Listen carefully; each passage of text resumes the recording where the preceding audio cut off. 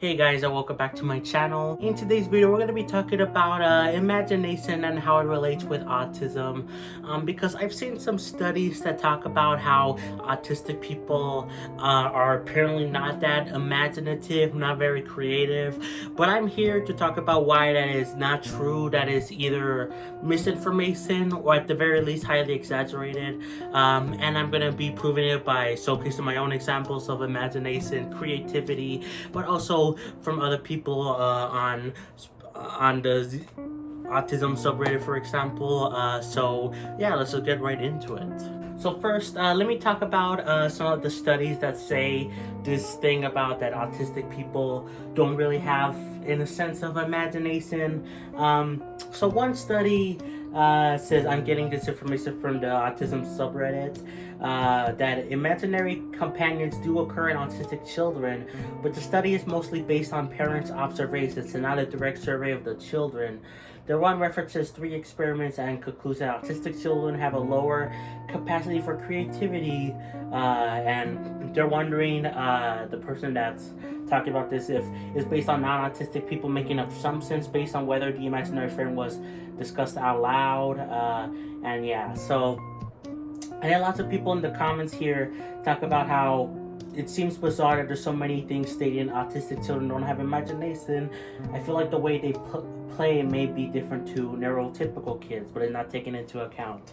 And I did see this a lot too. Probably part of the reason why this myth thing exists is because autistic people express things differently than, normal people, non-autistic people. So we are maybe as creative or maybe even more so than other people, but we just show that in a different way.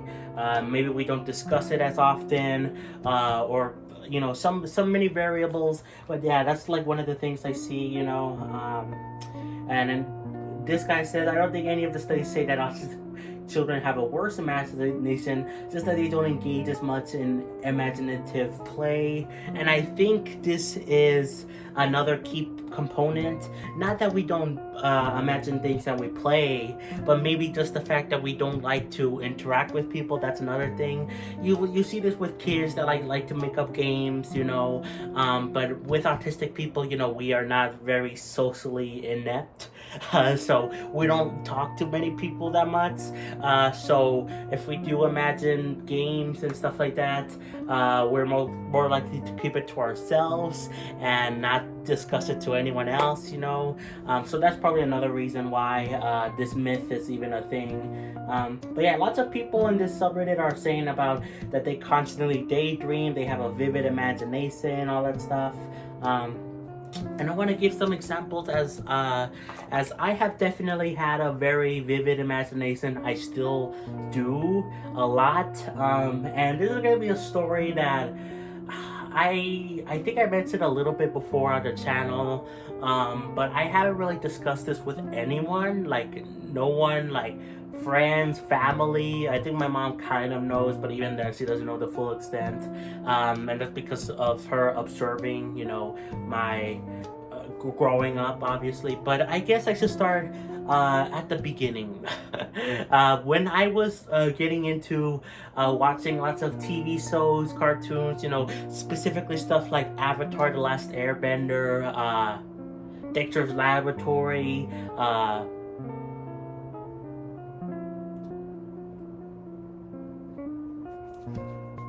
Jimmy Neutron, lots of good shows. I would always imagine myself being in those shows, like being the main character, or at the very least having aspects of those shows.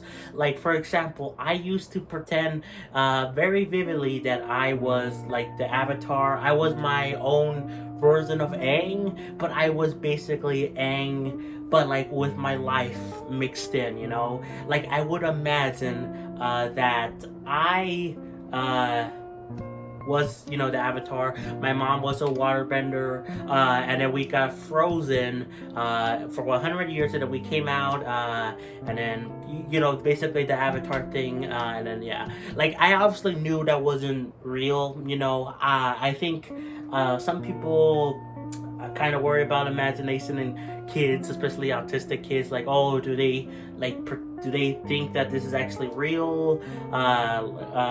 Do they actually believe this? I didn't believe it, but I wanted it to be true because I always loved the world of Avatar. It's a great show, and just imagining having powers like that was like really cool. Like I imagine like hacking. I even took some elements from like Legend of Korra. How I said like, oh, my elementary school was like the original birthplace of Republic City before Republic City became a thing in the future. You know, like there were like all kinds of benders there.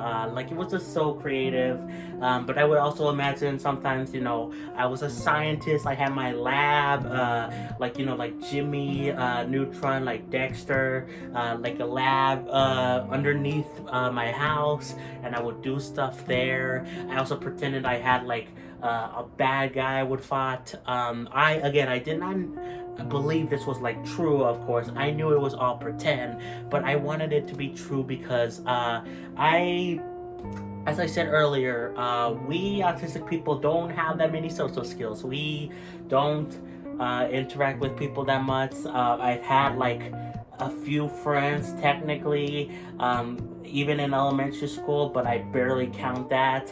In middle school and high school, I had more true friends, but even then, in middle school, I was like trying really hard to be, pretending to be someone I wasn't, pretending to be someone like that I did not care about the rules, I did not care about swearing, I did not care about this or that, or so many different things, just so I can fit in. But in reality, I was just hiding myself to act not cool, but to act normal and to have friends. And I hated that.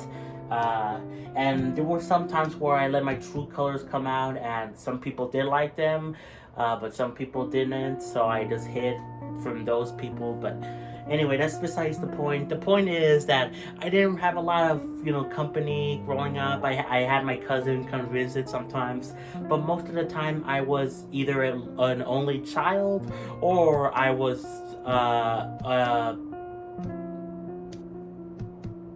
an older sibling to a baby brother, you know, that couldn't play with me. So, you know, I had to make my own fun, and that's what I did a lot of the time. Now, going back to imagination, I also did a lot of, once I got into Star Wars, like when The Force Awakens was coming out, I got interested in Star Wars. I watched Star Wars Rebels. I looked up every information about the EU, the canon at the time, and I kept up with it for a couple years, and I would always imagine that I was like the chosen one. I was a Jedi, you know, and I implemented that with the things I already had, like the science stuff, you know, and a little bit of Avatar. The bending stuff was gone, but like I still had like stuff like, oh, the Avatar state, I still had it in my mind, you know. I also implemented other stuff from other shows I loved watching at the time, like Ninjago, Spinjitzu, you know, the Crystal Gems, Steven Universe stuff. I didn't actually have, like, I would pretend like there were these kids from my school that I knew, and that they were my friends, and we were like a team, you know, of, you know, Crystal Gems, you know, or implementing stuff from Ninjago, you know. I implemented a lot of stuff into like my own version of reality that, again, I didn't believe was real, but I wanted it to be real, and I pretended it was real, because life is hard. I've talked about this before, but life is rough, and I like to just pretend, and so yeah, that's what I did very often until sometime in high school. But even then, I still had like, oh, I could do this, you know, I could imagine that in high school, but I kind of was quiet about it, because I now had at least kind of friends, you know, though yeah, technically pretending to be someone I wasn't, but I still kind of had friends, so I couldn't really keep that up. My imaginative world besides at my own house. And even then, I didn't do it that often because that was the point when I started, playing video games more. So I had more time to focus on that. But when I had a brief moment when I wasn't doing anything, I would just, let me go back to my imaginative world. So yeah, I think this is a good thing for autistic people to have, because again, it just gives us a happy place to just relax in, just to feel accepted in. We can be the heroes of our own story. We can do whatever the heck we want in our world, and we don't necessarily, at least for many of us, we don't believe they're real, but we want them to be real, and they feel real to some extent. Like, even though I knew they weren't real, some of the things I imagine storylines in my fantasy world about, like I would take parts of all these things like Star Wars, and there was like a thing where I was like planning, like, Earth is like being taken over by the bad guy and like his army of like robots, and that we had to flee Earth, and it was like kind of following a plot of like Star Wars, also Rick and Morty. I took so many hodgepodge of things from different things I watched and like combined them. It was very creative stuff, honestly. I would be sued to heck if I made it like a story thing, because I copied things from Star Wars, Ninjago, Rick and Morty. There's like Avengers also. Like, I copied so many things, but Avatar. But I guess that's the fun about imagination. You can just do whatever you want, and that's really cool. It gives us, again, a place to just be free and not worry about societal norms. I've also noticed that imagination does help with my drawing, and I know some other autistic people are likely have something to do with drawing, either painting, or some painters are speculated to be autistic. We see the world differently, so we can imagine it differently as well. I don't really do it that much with drawing, a little bit, but I like to draw what's actually there, what's actually in front of me, and then I look at it and draw it. But I do add some creative things in the background, how I imagine the world. I also noticed that this is a thing for acting, because I was in theater. I was a theater kid, so being in theater, was a little bit hard because, again, autistic, interacting with people. At least the storytelling thing came naturally. I was often told that I was a great actor, and that was because I pretended to do things, in my imaginary world. I would pretend to be like the chosen one, or be this guy, whatever. I was basically being a more confident version of me in these worlds. So being that as an actor kind of like fit in, and I was told that, so much so that I got an award for being like one of the best theater kids in school, which was crazy. I have the award somewhere back there. Yeah, there's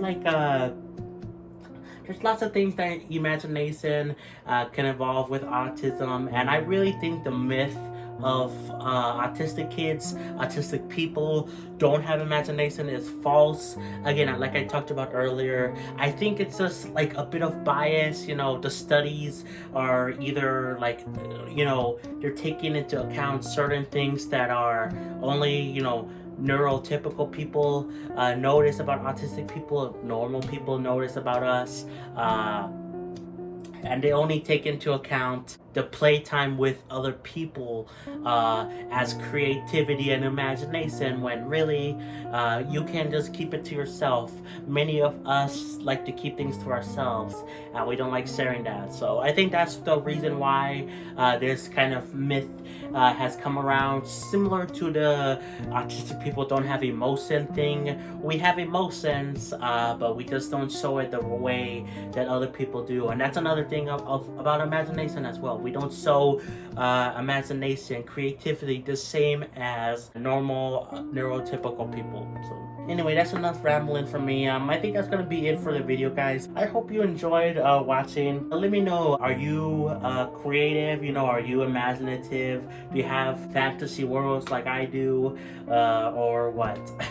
Now, before I go, I want to talk about some quick changes going on for videos going forward. So, as you may know, I've been shouting out Patreon and channel members at the end of my videos.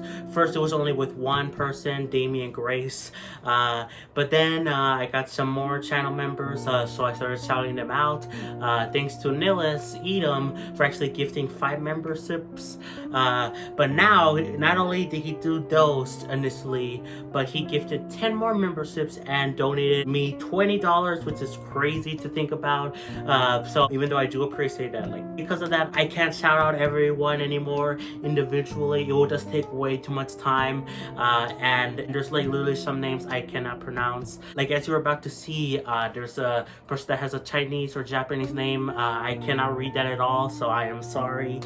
So what I thought was best to do is type out all the names and a special end screen that's going to be put at the end of the videos. That's going to last like 10 seconds or so. So that gives me room to talk about, you know, whatever I want at the end. But then as soon as the video ends, it has a proper thing thanking you guys for becoming channel or Patreon members, you know, so I can have it best of both ways. I don't waste too much time shouting out every individual person. I just have one big screen where I have the names of everyone that supports me, you know, and it ends off the video pretty nicely with an end screen, which I wanted to do for a little while now, have a dedicated end screen for my videos. I've discussed this before, but I figured it was best to put off on it until I got channel memberships, and now I do, so it's perfect to bring it back. So anyway, that's gonna be it from me, guys. Hope you enjoyed. Like, subscribe, play some Xenoblade, and I'll catch you guys next time for more. Peace. Bye, everyone.